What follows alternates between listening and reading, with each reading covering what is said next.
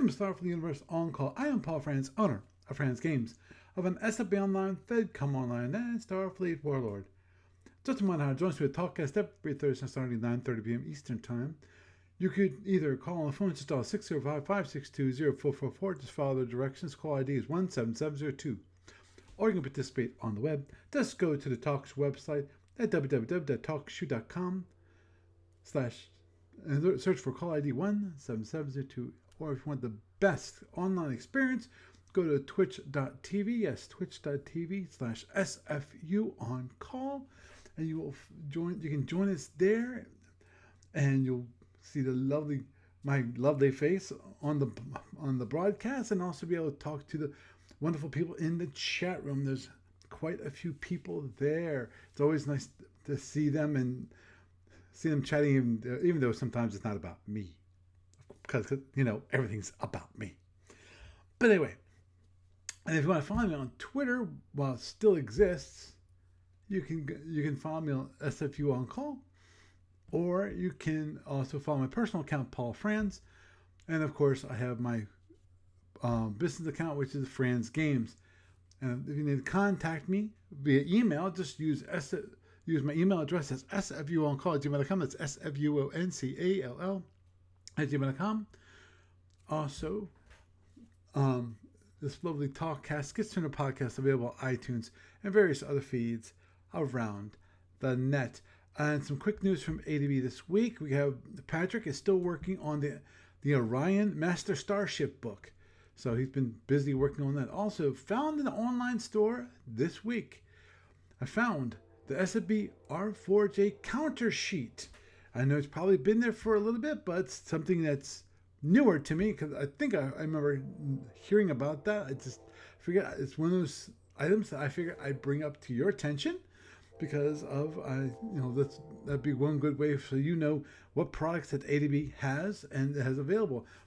And the description is: these are the counters for the new alternative timeline product showing early development of warp technology by the Romulans. And the backside is pink, so you can have early Romulan Civil Wars if you wanted to. So that'd be kind of cool, because I know ADB actually had some counters for a Civil War many years ago. And that was during there was a Civil War in the regular timeline.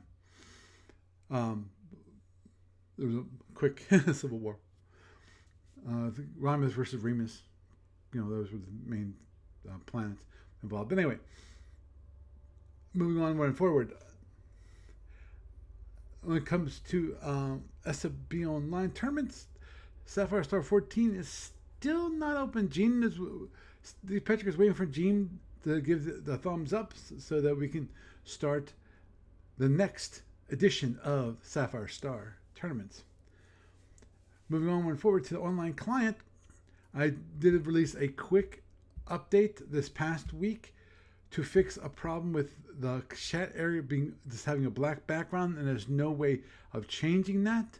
So I reverted it back so that now it's a white background. Now, unfortunately, for the dark theme, it's still white.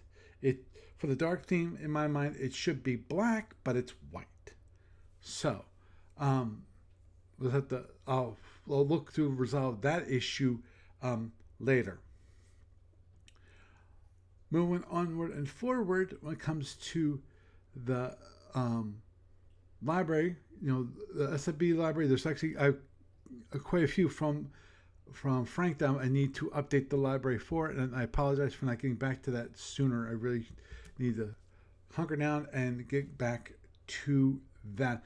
Maybe this weekend, maybe not. It depends. I've got the next week and a half is kind of a busy time for me with helping out with something at my church. And also the FedCom library, there's also Chris Newsy has the gunboats, which I need to add into the library. So with that is the news for this week.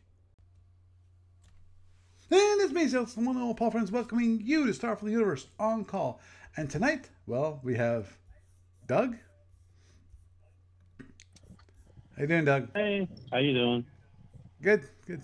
I'm here. How are you guys doing? Okay, good.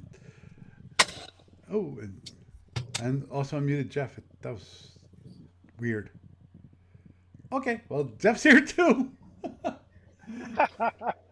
Well, evening, everybody. good evening. Okay, they're live. Don't mind me. I'm just giving myself. Oops. And turn off the audio for my iPad. Hey, Chris. Um, Chris Newsy it has joined us tonight, so that's good to see. But anyhow, we'll talk a little about audio quality. Hopefully this week, my audio quality will be a little better on the recording, at least when it comes to the um, the audio only, the podcast and not YouTube, because of I added a speech denoiser, which I listened to a little bit of the pre-show of the news portion that I recorded before the show, and it seemed to improve things because there was a little whine and so forth. No, sorry, a high pitched hum, and it seemed like it got rid of the high pitched hum, which hopefully it still has a little bit of an echo, but I'm not sure if it can solve that problem. But the echo of the walls, because these are solid walls. There's nothing to absorb the sound off of things. So, and I don't. I might look into some padding or something. Actually, I got some from my daughter. Maybe I'll steal that from her because she never did use it. But anywho, getting back to the actual show, and and not our technical difficulties. Tonight, I was thinking about topics, and the topic I was going to start off with is a topic.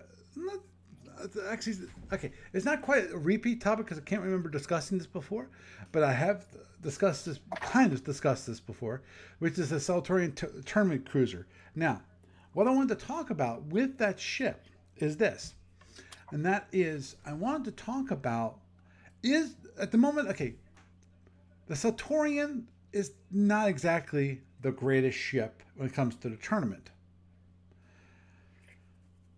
Was that perchance for understatement? One would think you're British. Yeah,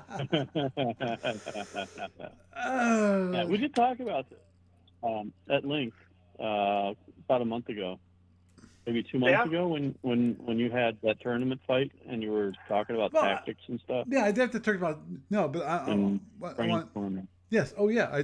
I know we've talked about the Seltorian. We talked about matchups with the Seltorian. We talked about tactics with the Seltorian.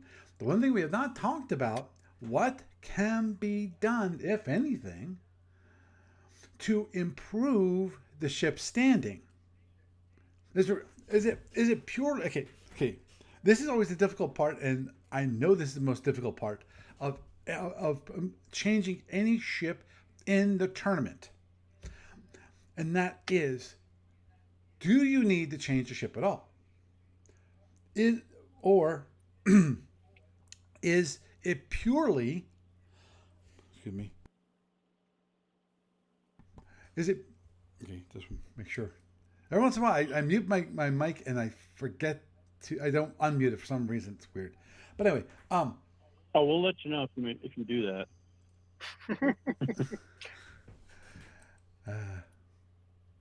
Okay. Anyway, the thing is, with any ship that you want to change to improve, the question is it purely a tactical issue?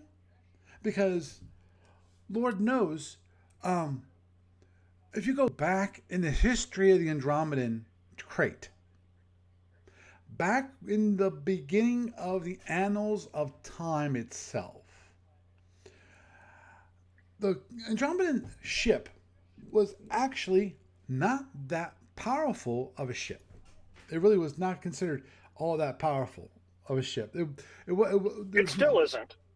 Well, that's a different story. Let's first finish this one point, which is when it had all the power it needed, because it did. It had all the power it needed. It had the four AWRs. It had 4 impulse engines. It had all 24 warp power. In addition, then you had also the 4 AWRs, so you didn't have to slow down to have the Dizzy Dev and use that. It had the 6 batteries.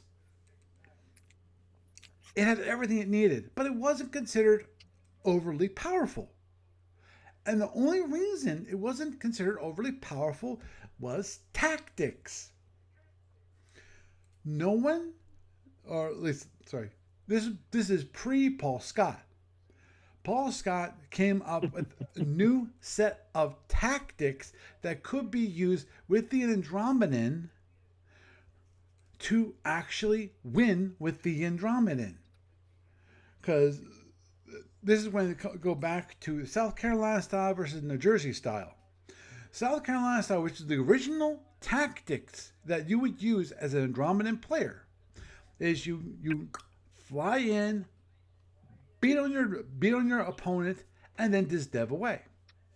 That was you. That's how you flew the ship. And of course, what is the thing that evened out things for the Andromedan, for the tactic? That is displacement device.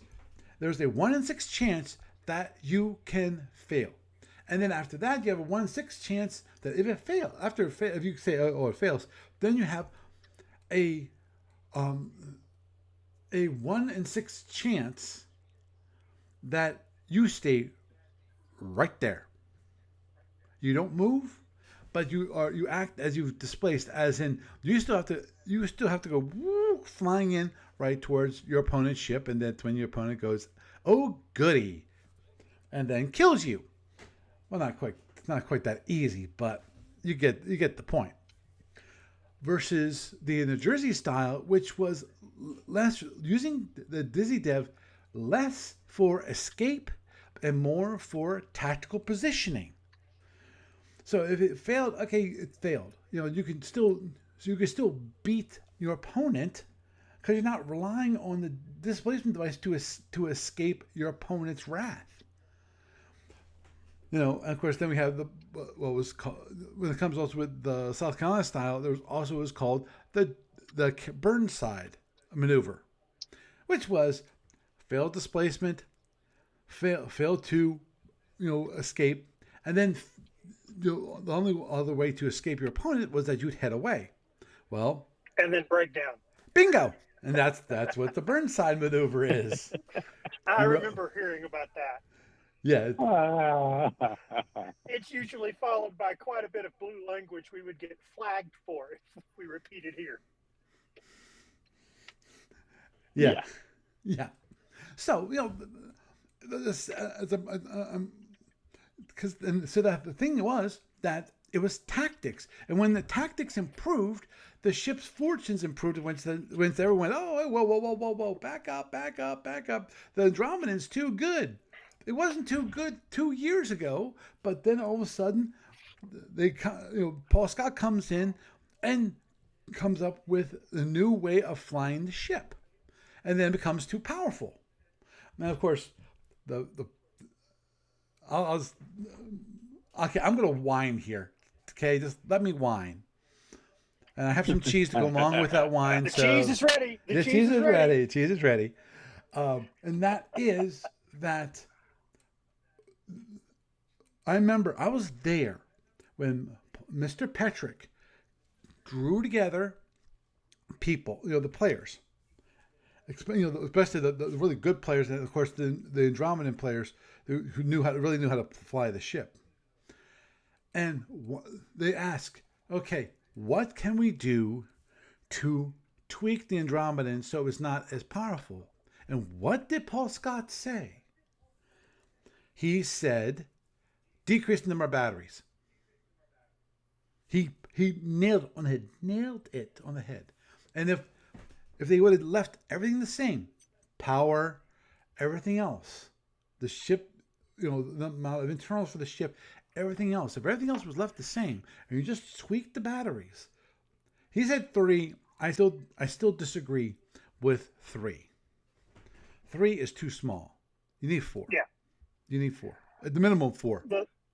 The thing is that the Andromedan has always been a finesse vessel. You don't have the crunch power of any other galactic power in the tournament.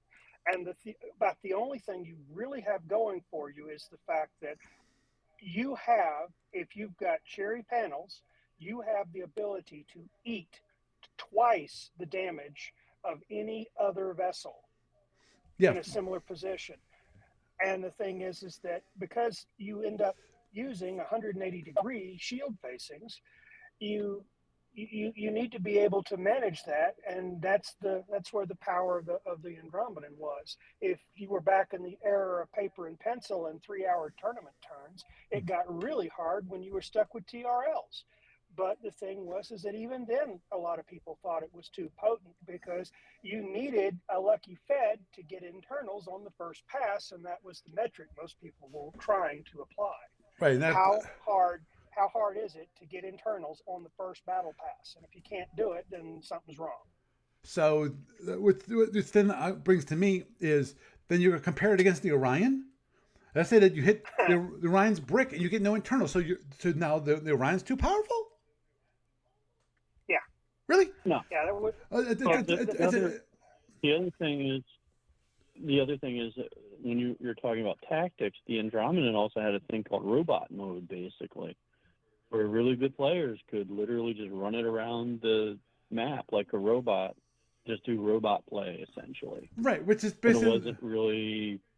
Yeah. It's just very hard to beat if you can't get different sets of internals into it. Well, and I totally miss you that sucker down. Right, I disagree on that point. But because here's the thing.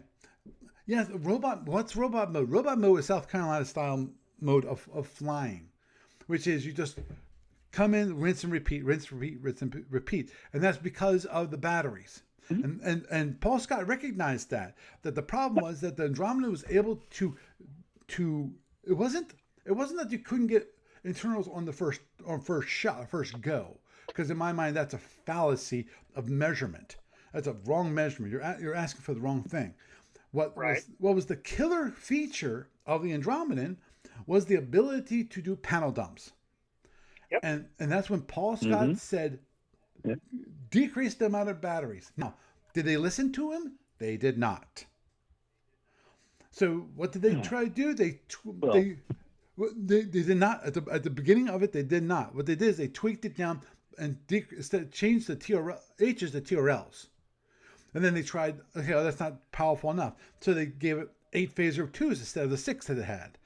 And it's like, that's still not quite there.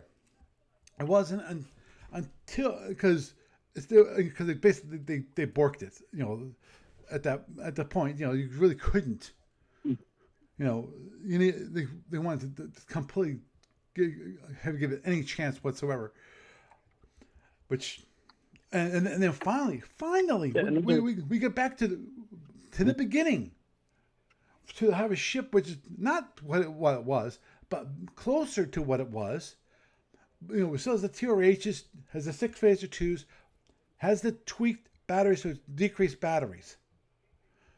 So it can't do the panel dump, which was the issue with the Andromedan, because basically you could hit the Andromedan, and all of a sudden you could do a panel dump and gone.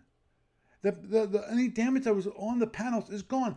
That was the key issue, and Paul Scott recognized that off the bat. And if they would have tweaked it just in that one measure,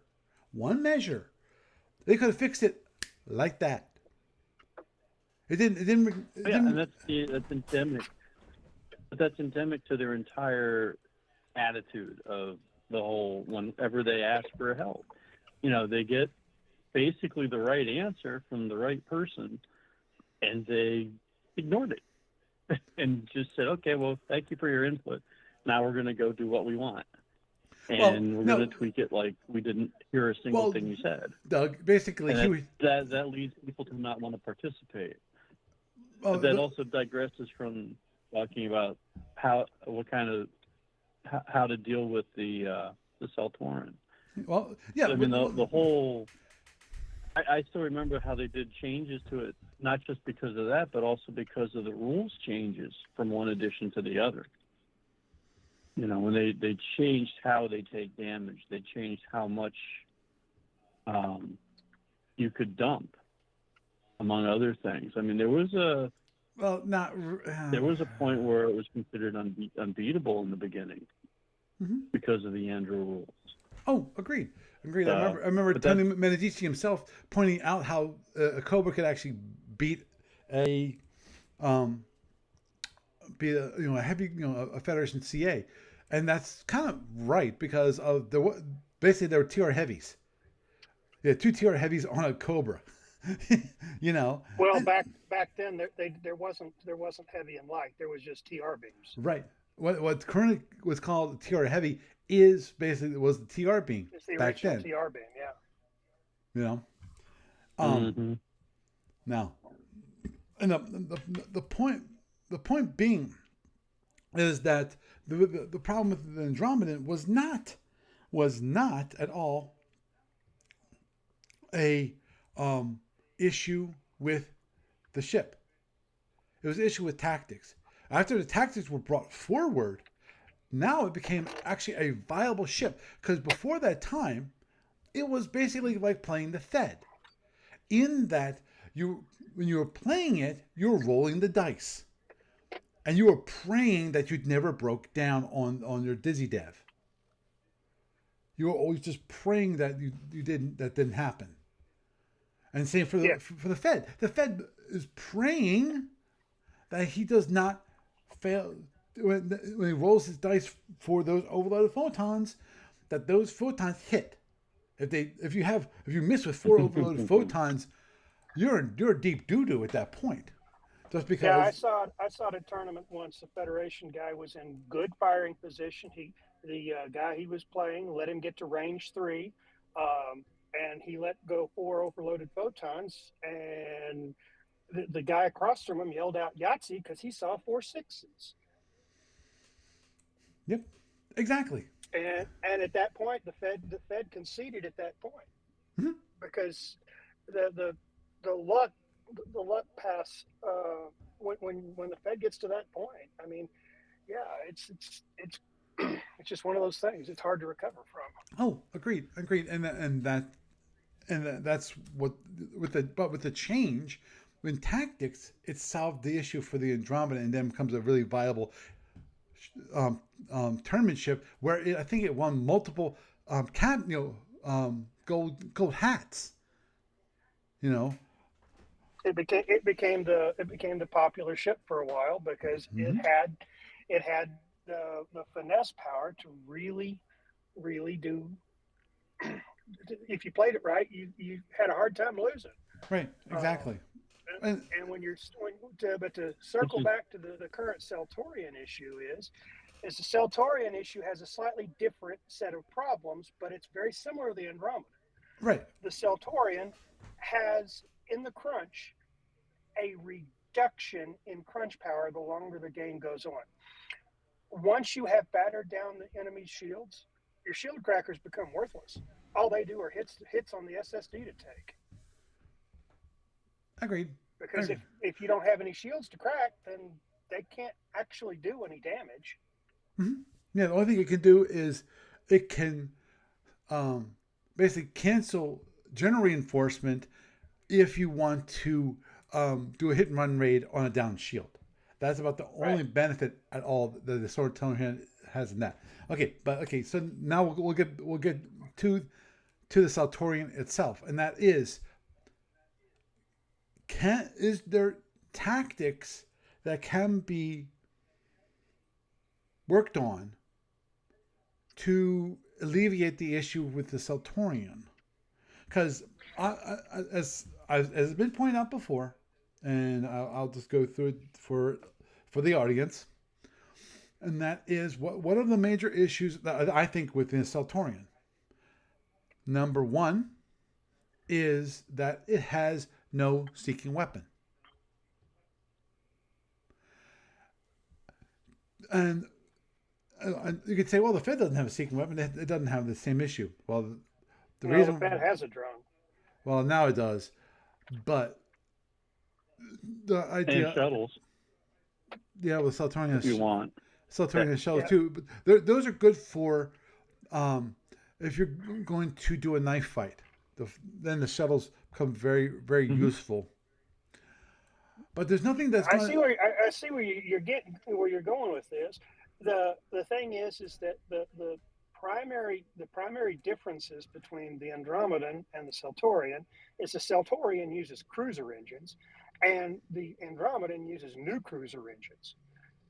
30 at one versus 24 Well, at 2/3. that does definitely brings up a point, and then let's first point out. We'll get to that. We'll get that in a moment. We're not looking for solutions at the moment, and I don't think that is Here's something. the cause. Yes, what is Here's Doug? a question.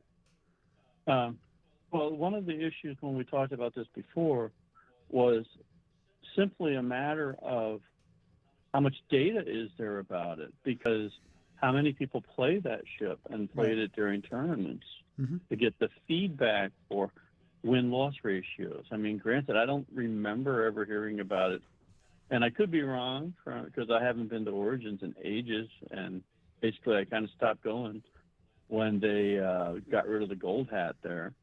I don't recall them winning a tournament, a gold hat tournament with it.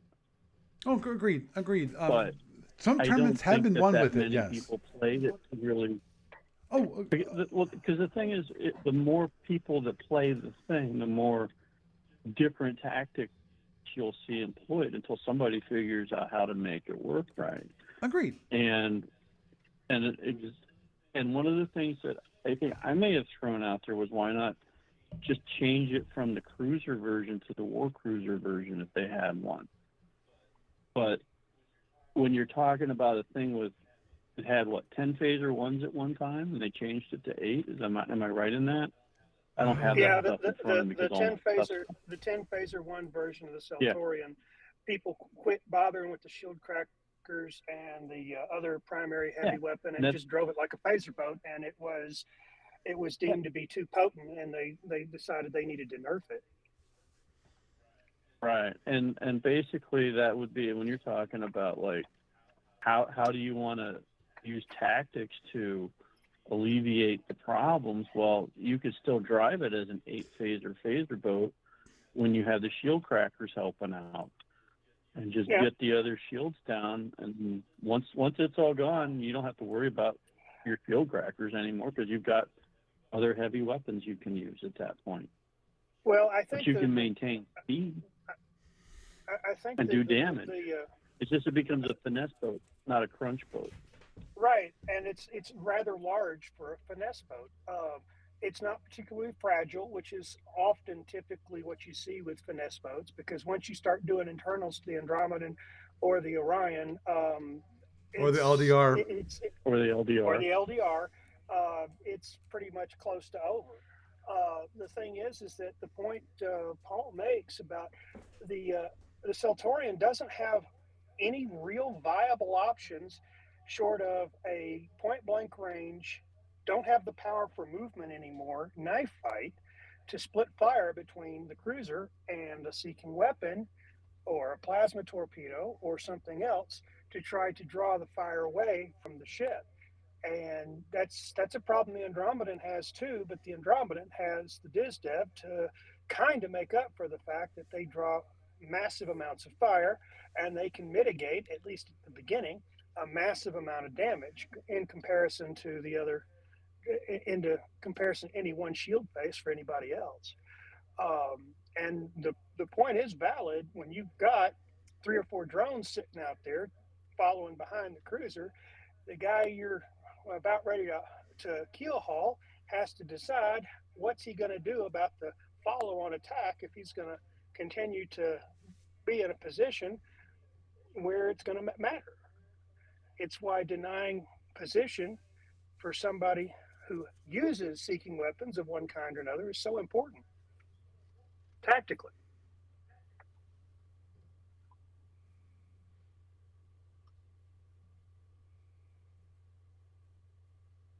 Okay. I think you just kind of answered the question there. I mean, because those are all tactical considerations. Yeah. Agreed. Okay. Because I mean, it's the big thing about the tournament play is that it's all choices on tactics for everything. Right. It doesn't matter what kind of it does matter what kind of ship you have, but what you do is it's a never ending rock paper scissors kind of setup, and it's weak if you use it way X, strong if you use it way Y, but that kind of takes away the argument. Then if it can be used in different ways like that, then it's not a problem. So just a thought there. But I mean, other than redesigning it into a cruiser version, what I see with it tactics wise is, it's going to be based on what you're fighting. And that's obvious choice thing number one. And just not using it the way that your opponent thinks that you're going to use it is probably the other most important thing you could do. That being said, if you have problems with it, then take a step back and just totally rethink how you're going to go at the fight. Because there are ships that are just like the Win Orca thing. That ship is like literally right down the middle of everything you need in the tournament, whereas the Fed can be played as a finesse ship. It just takes forever to finish a match if you play it on the long range side. You can grind people down using procs, photons, and high speed. You're just not going to be running it as a phaser boat, or you can run it as a phaser boat holding partial overloads until the end as a coup de grace method. There's just so many different ways you can play most of the ships.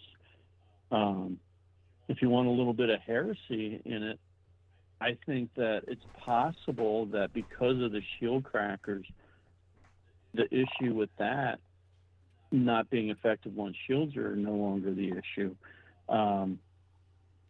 it is maybe something that you should just cut out of the tournament,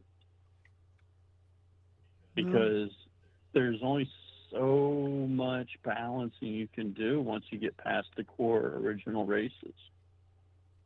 And it gets difficult once you start doing the other stuff. Are you talking about how the tournament King Eagle has Fs and pseudos for its Fs? No, I'm just saying once you get past the original boats that you had in the tournament, before like additional stuff like the Seltorians were added on. Right. Yeah, even LDR gets tricky. So yeah, LDR, and that's basically, LDR because has something, a lot of little ship nuance to it. Oh yes, it does. I love the LDR. I used to play that all the time. When I was in tournaments, did rather well with it. The thing is, though, the more of a one-trick pony that something is, the less viable it is in a tournament.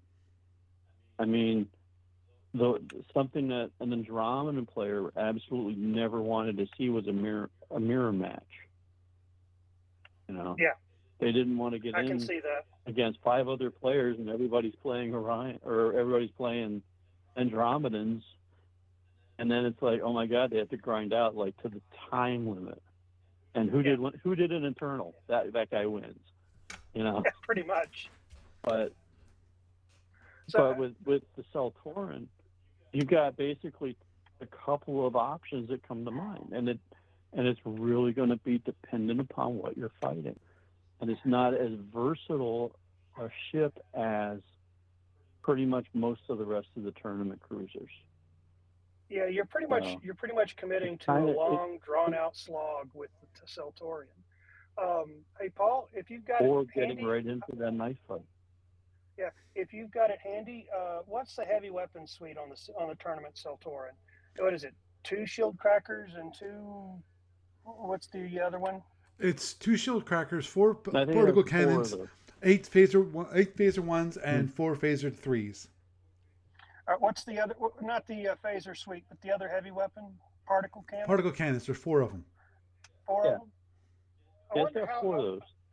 I wonder how well the ship would operate tournament wise if you replaced the pair of shield crackers with a 5th particle cannon.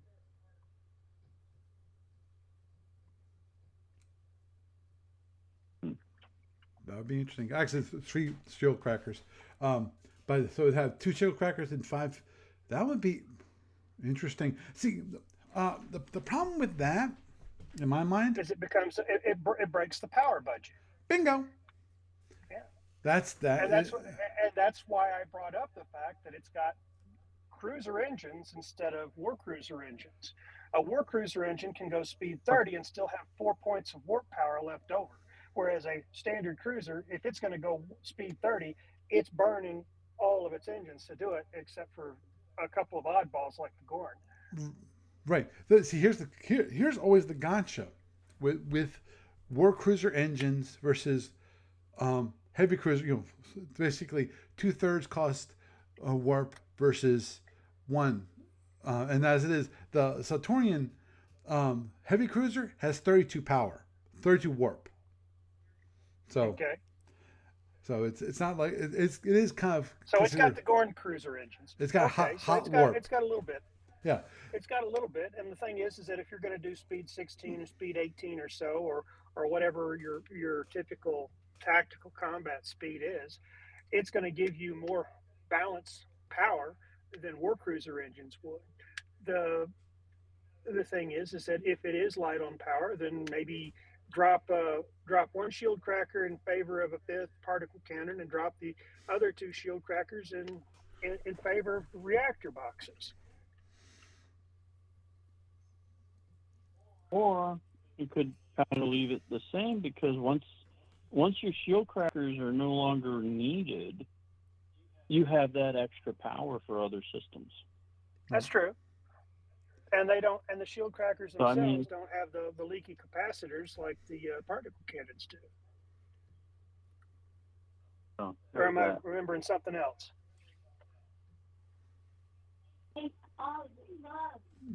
Yeah. 1 second. I just had to step out of the room for 1 second. The Understood. family was in the background too. Mm-hmm. No, I actually didn't have anything to say there. I'm sorry. Go ahead. Yeah. Okay, here's the thing. When it comes to power, when it comes to 2/3 versus 1 movement cost ships, is what's the trade-off? Do you actually get more power available to use for your weapons? To me, that's the critical thing. So that if the problem is power, which I think part of the problem is power, that the Seltorian needs more power so it can move faster and still charge its weapons. Because one of the big issues in my mind of the particle cannons, now this is one of the issues, but there's also a benefit to them. The issue, which is half the energy that you put into the particle cannons, you have to have that much power the next turn to maintain that energy. So if you have 3 points of power into the capacitor at the end of the turn, you have to put 1.5 points of power into that particle cannon to maintain that 3 points of power. So basically, it's still, you only have a 50% savings. You know, obviously, one of the benefits of the particle cannons, there's 2 actually. One which is rarely used, which is it can fire twice a turn, which is once every 12 impulses, which is obviously it's an issue because you can't fire as quickly as your opponent, but you can fire twice a turn if that opportunity arises, which is I know is a rare thing.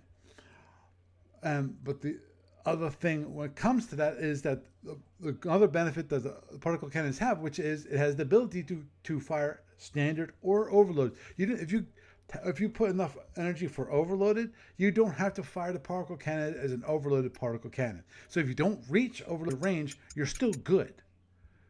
You know, You're not locked into and overload. you're not locked Going into in. overload power. So if he flies away and all of a sudden you see doesn't get into range 8, but he shows a down shield, a very weak shield, you can fire a standard particle cannons at that shield and possibly knock it down and get internals. Which would be good. Now, when it comes, one thing that I think could be tweaked in the tournament cruiser is change the. And this is a minor tweak, but it is a benefit to the tournament cruiser, Seltorian Tournament Cruiser, which is change the shield crackers. Shield crackers well, actually web breakers, which have a shield cracker mode. But the web breaker, so that it can be hit on torp hits. Therefore, it can protect those particle cannons for the future. So even though they might not provide an offensive benefit later on in the game, they do provide a defensive benefit of being able to be hit on internals on those weapons, which might be useless by that time. It's like having it, taking, when it comes to get a drone hit, but you take it on, like an ad rack, because of, your opponent doesn't have any, anything really to fire ad rounds on, Right. So, so it still provides a benefit defensively in that case. And so that brings up, of course, the question is, in my mind, is that one of the issues is power, which is how do you increase the power curve? Do you do a war cruiser, war cruiser variant, which, of course, the problem with the war cruiser variant in my mind is that it will have less particle cannons. That's one thing I have to double check, which is whether it actually, if the Seltorians have a war cruiser, and if it did have a war cruiser, my guess is that they would go from 4 particle cannons down to 3. That would be my guess. I suspect they might not, because they were very late war entries. Right. Given their history and lore. Yeah. That's just a guess. Right. Which means, Sorry. would the solution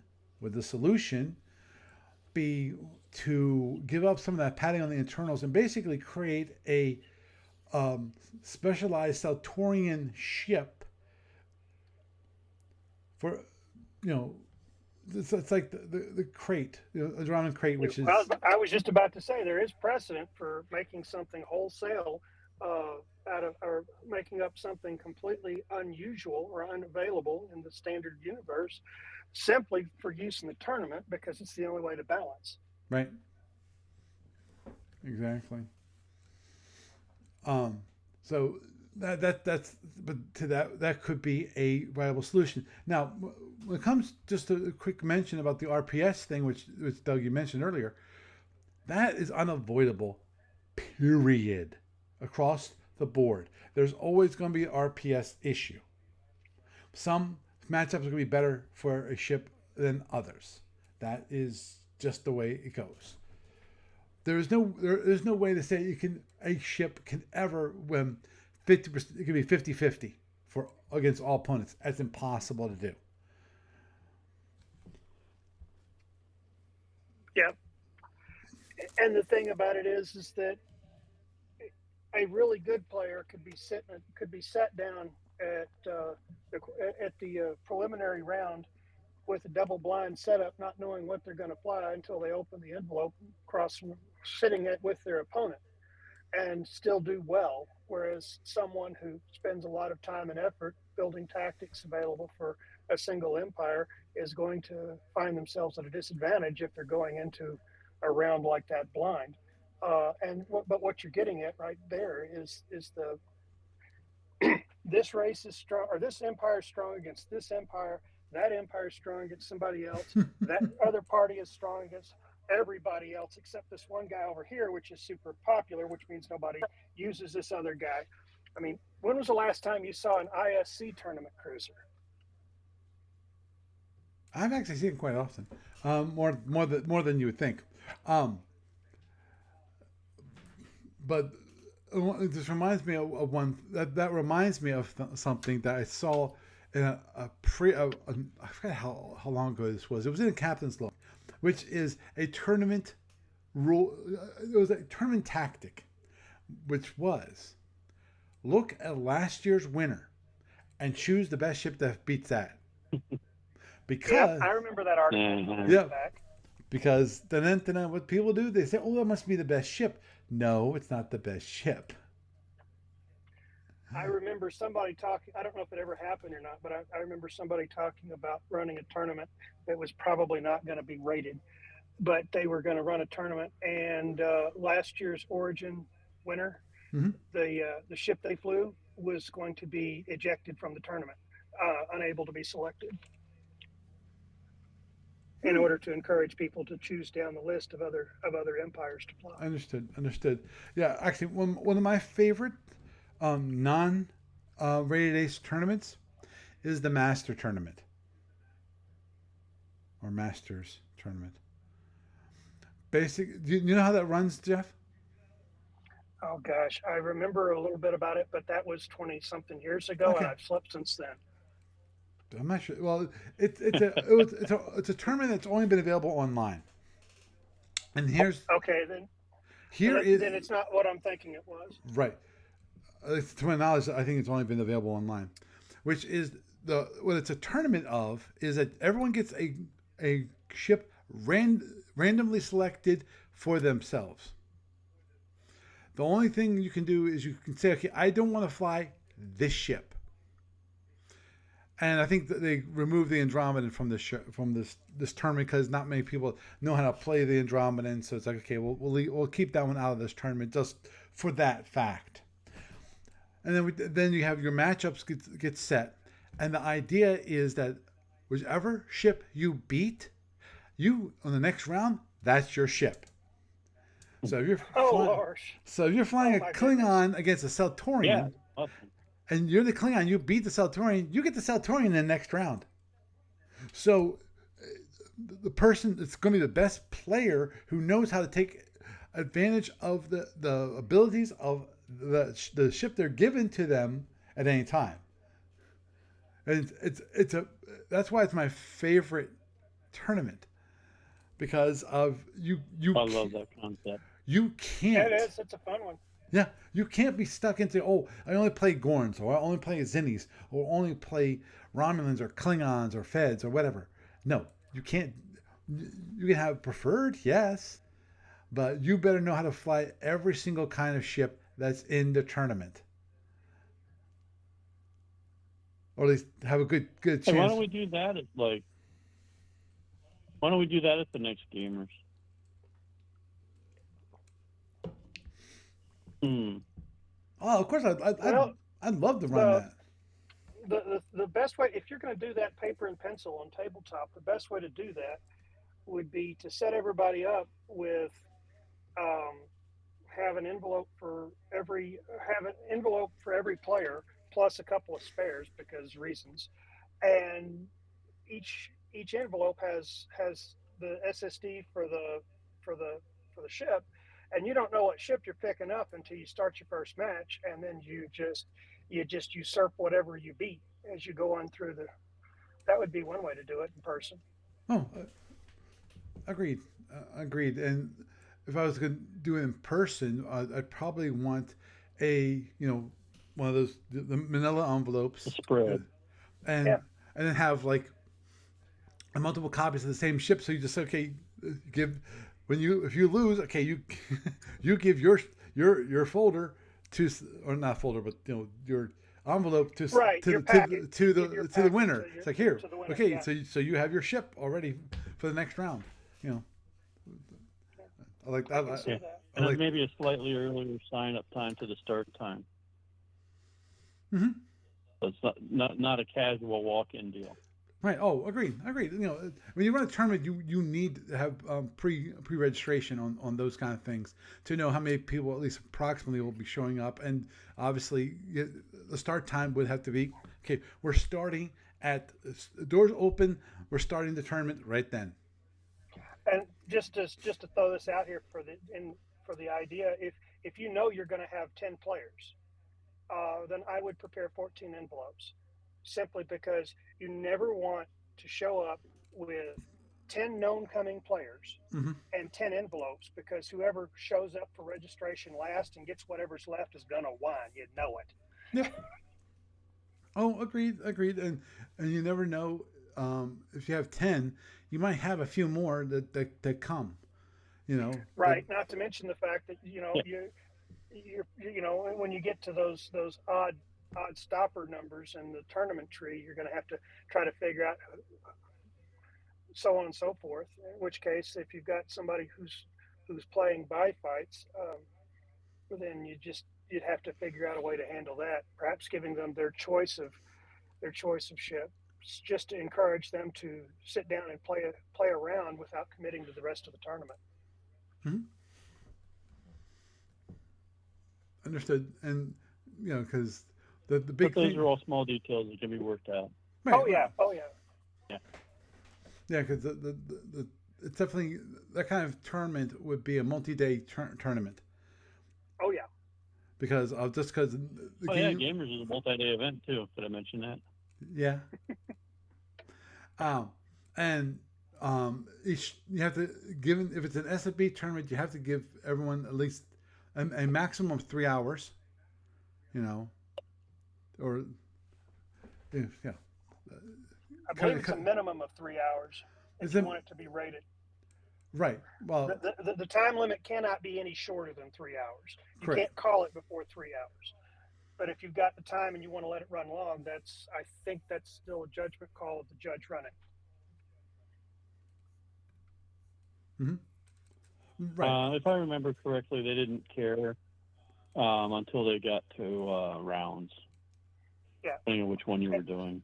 Yeah, if you had the preliminary round and it did something funny, I don't think anybody'd look askance at you. But when you get up to the semifinals and you have things running weird, that's when you're going to draw the attention. Oh, agreed. Oh yeah. It's kind of rare for that too, so there's that too. Oh yeah. Generally speaking, the preliminary rounds, unless you have a case of hot dice, the preliminary rounds generally remove enough of the riffraff that the semifinals or the quarterfinals will be telling. Mm-hmm. Agreed. And the thing is, if you really want to have it so that if you have these people that really want to play a lot of SFB in one weekend,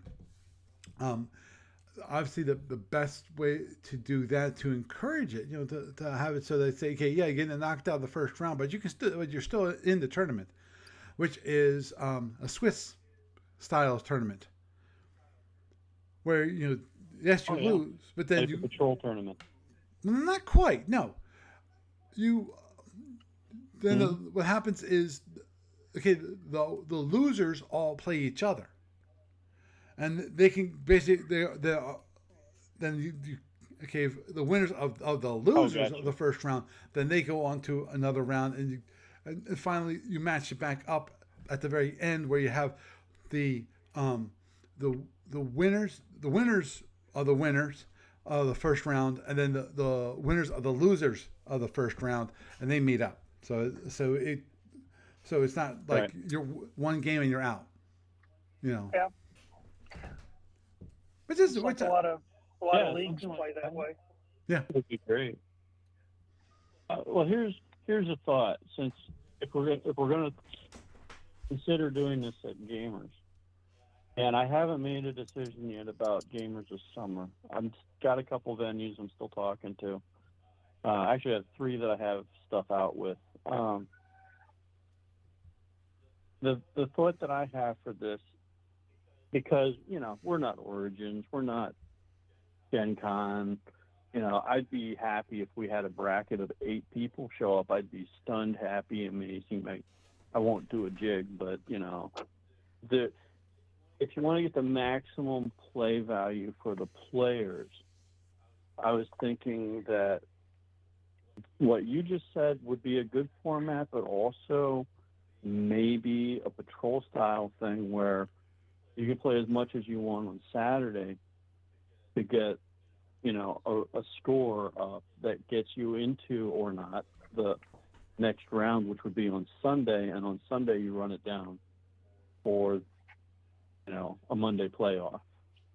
That could work That really makes well. sense. Oh, that could work well if I actually come on Mondays. The other aspect of that is, it might not work for gamers, but it might work for guess other what? tournaments. I'll be there on Monday. Mm-hmm. Win by default. I love it. Whoever shows up, yeah. So I mean, as in I would be there on Monday regardless. But I'm not sure if I would be playing. What I was thinking is that if you're going to set up something like that, then you might even offer bonus points on the patrol pool based on unpopular or uncommon empire ships being selected. Like if somebody actually wanted to try the Seltorian out, you'd give them an extra 10 or 15 points or whatever. So it's not hugely unbalancing, but it's a little better than, hey, wait a minute. Well, if I'm going to get knocked out in the first one anyway, might as well try something new. Okay, another thought is maybe what we could do is say run it as a Masters tournament, because I actually really like that idea. Mm-hmm. And you just say, okay, here's all the ships in it. Tell us one ship you want to exclude yourself from for the first round, and after that, you're on your own. And we can limit how many ships are in it. I mean, you could make it the core races, or you could make core races plus a couple extra, or you can make it all of them. That would be up to Paul, who's running the game, with whatever input he might get from the players for his final decision of what's going to be the format of the tournament. But this is just a thought. I really like that idea, and I think you could call it a challenge match, master style challenge match. And that would be a unique little match that we could have at Gamers, where you come in and, if you were going to Origins, you would expect to play the Fed the whole way through. But you come into this match, it's like, okay, you can exclude, say you don't like Orion. You exclude Orion. I don't want to play Orion in the first round. But if you play against an Orion in the first round and you beat them, you've got that ship. But you also have the caveat that if you win with that ship, you're going to have something else. And the idea is just come in and play every ship to the best of your ability. Mm-hmm. Of course, that does bring up an interesting question. I think that would be an excellent thing. Yes, Jeff. There are a couple of empires that have an either-or option in the tournament.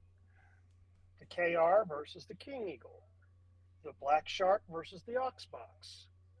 The Medium Raider versus the Tournament Cruiser.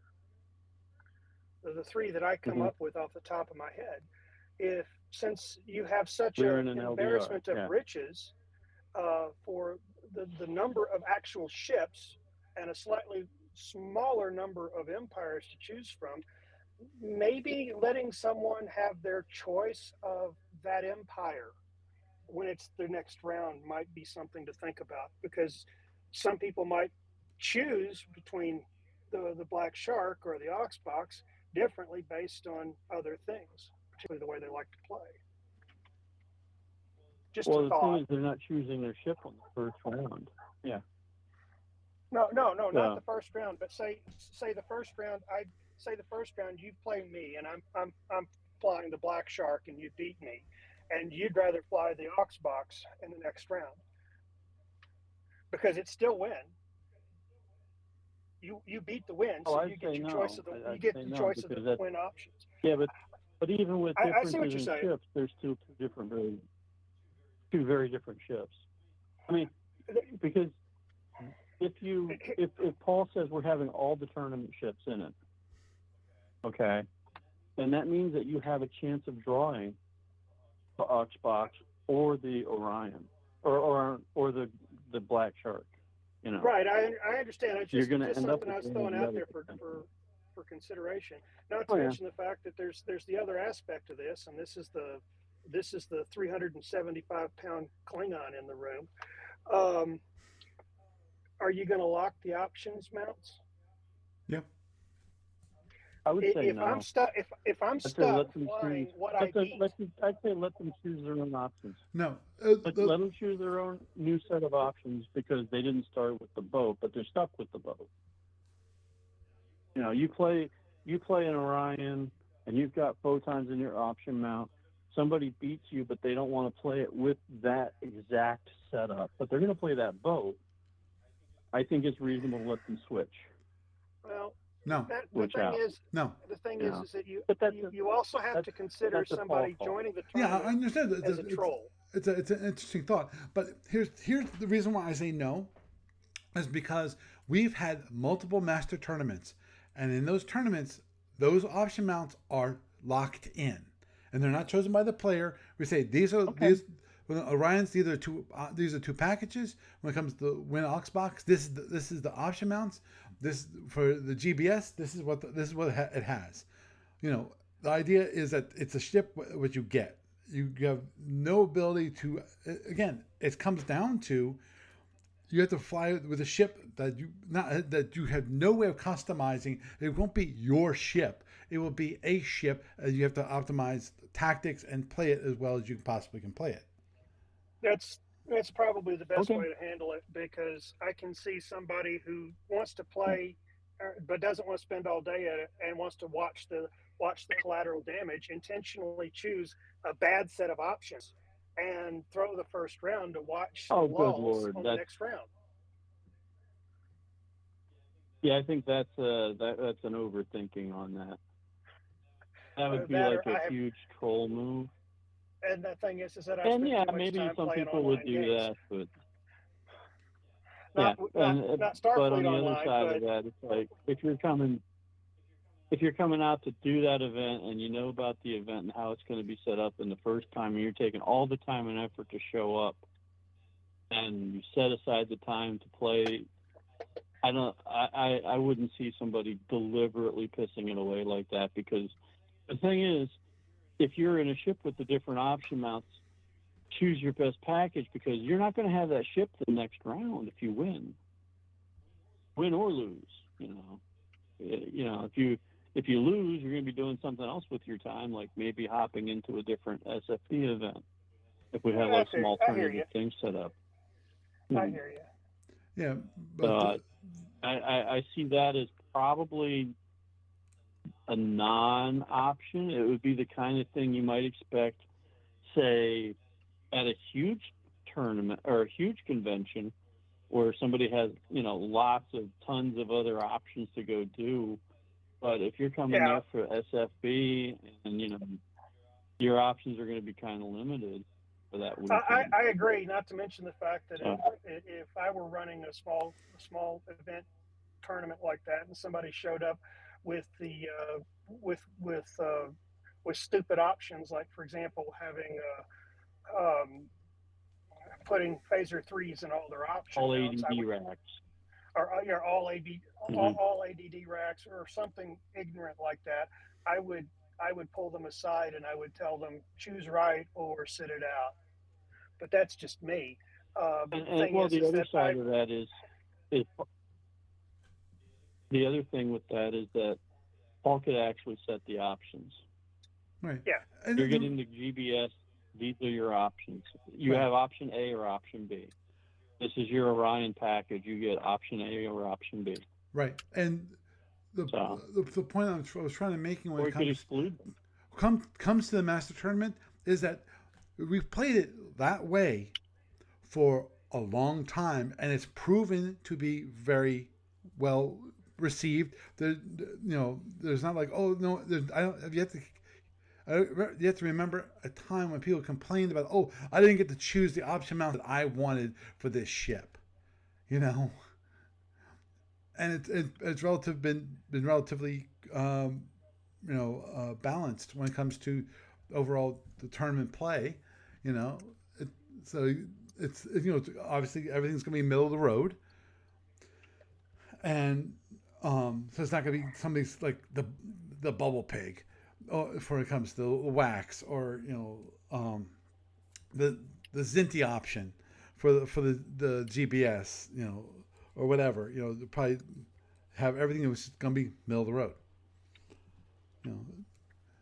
But anyhow, it does seem like a good way to dispense with almost all of the prep time one needs between rounds. mm-hmm. Do you give the Zinti their drone option points, or do you set that package too? No, they can choose that, but that to be honest, that's something that can change in between rounds. To be honest, when it comes to if it's something that can change in between rounds normally. Yeah. Right. And here's the thing, and I'm being honest about this. It's a rare bird. I mean, really, really rare bird to choose anything but the standard way of going. When it comes to the Zinni, have your set of fast drones. You have your 3 heavy drones, and you make those fast, and then the Klingon, same thing. You've got your I think two Type 4 drones, and you got your total four fast drones, and that's it. It's rare that people choose the other options, like having ATG, like having a longer, a long range drone, something that can last for, instead of 3 turns, last for like 10 turns. These are options that I don't see people ever doing. Everyone chooses the same options when it comes to the drones. So unless one wants to really be quirky, Okay. I'm just spitballing here at this point. Understood. Mm-hmm. I don't see this as an issue when it comes to the Masters tournament. But anyway, with that, actually, we need to wrap it up because it's getting late, and I need to package the stuff up and ship it out. So, gentlemen, it's been wonderful to have you around. Jeff, you keep safe driving around where you're driving. I'll do it, and have a good evening, everybody. Okay, you too. Yeah. Thanks for having us on, Paul. Yeah, you're welcome. Have a good night. Okay. So, had some ideas about the Seltorian, maybe some out of power. Maybe I could create a whole customized, just tournament-based ship, which would be interesting to do. And we'll question, would that solve the issue? I know we're always gonna have the RPS, which is unresolvable, no matter what ship. You can. What's a good example? Andromedan versus the Fed. If the Fed hits, the Andromedan's dead. Game over. But the Andromedan versus like let's say it was one that had a Seltorian. The Andromedan currently can do probably pretty well against the Seltorian with the current configuration. So it's got the speed. The Seltorian can't do the damage it can do. So, it'd be interesting to see what we could come up with that would be better. Obviously, we have the issue with that people don't play the Seltorian, but I think that's lesser of an issue versus the Andromedan. The Andromedan, people completely avoid the Andromedan. They don't even want to play against it. Versus Seltorian, they're pretty happy to play against the Seltorian. now playing the Seltorian, that's it's a little different. People might not want to play it just because of it's considered weak. It's not like the weapons are that goofy. Obviously when it comes against the Tholian, it's actually quite nice when it comes to those web breakers. So anyway, with that, I am Paul Franz, and I bid you a good night.